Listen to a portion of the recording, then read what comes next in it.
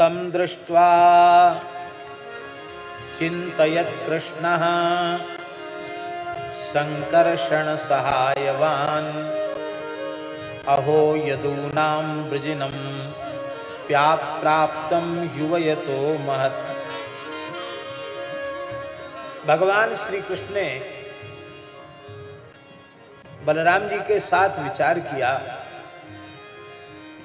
कि आज तो यदुवंशियों पर बड़ा भारी संकट आ गया। काल यवन 3 करोड़ म्लेच्छों के सहित उसने मथुरापुरी को घेर लिया है और 2-3 दिन में ही जरासंध भी आने वाला है और इस बार वह अपनी संपूर्ण शक्ति का प्रयोग करेगा। इसी निश्चय के साथ युद्ध करने आया है। कार्यम वा साधेयम देहम वा पातेयम। या तो लड़ते लड़ते युद्ध में वीरगति को प्राप्त हो जाऊंगा, अन्यथा विजयश्री प्राप्त करूंगा। 2 ही मार्ग हैं। इस दृढ़ निश्चय के साथ वह लड़ने आ रहा है। प्रचंड पराक्रम प्रकट करेगा वह।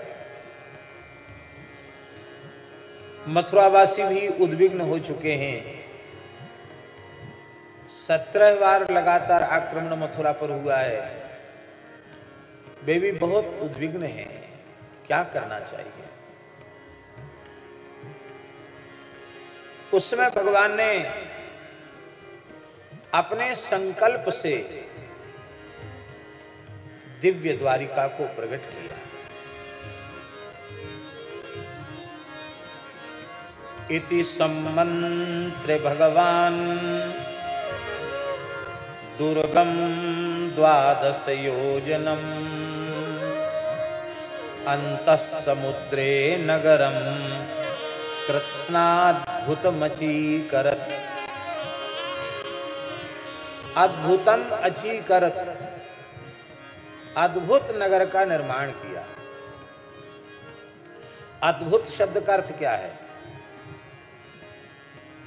अद्भुत शब्द का सरलार्थ है कि जिस प्रकार का नगर द्वारिका भगवान ने प्रकट किया, वैसा नगर द्वारिका के पूर्व इस पृथ्वी पर दूसरा कोई भी प्रकट ही नहीं हुआ था, विद्यमान ही नहीं था। अद्भुत माने अभूतपूर्व, अनुपम, अद्भुत नगर को भगवान ने प्रकट कर दिया।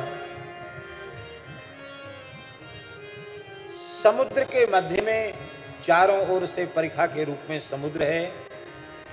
12 योजन विस्तार वाले अर्थात 48 कोस विस्तार वाले इस दिव्य नगर को भगवान ने प्रकट कर दिया। वस्तुतः यह कोई प्राकृत नगर नहीं है। द्वारिका साक्षात वैकुंठ ही है, इसलिए द्वारिका को भूवैकुंठ कहा जाता है। इस धरती का वैकुंठ है द्वारिका। माताजी, स्कंद पुराणोक्त जो द्वारिका महात्म्य है उसमें लिखा है कि जब कोई जीव द्वारिका की सीमा में प्रवेश करता है तो सीमा में प्रवेश करते ही चतुर्भुज हो जाता है।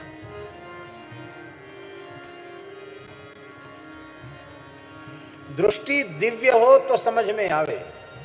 हम लोगों की दिव्य दृष्टि सामान्य है, इसलिए हमारी समझ में नहीं आता।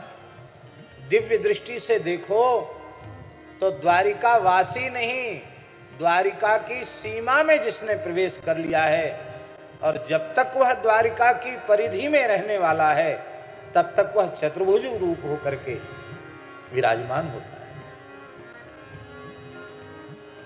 आपने देखा होगा द्वारिका में प्राचीन जितने विग्रह हैं, चाहे भगवान की अष्टपटरानियों के स्वरूप हों, कहां तक कहें श्री राधा रानी भी विराजमान हैं। उनका स्वरूप भी चतुर्भुज है। चतुर्भुज है कि नहीं?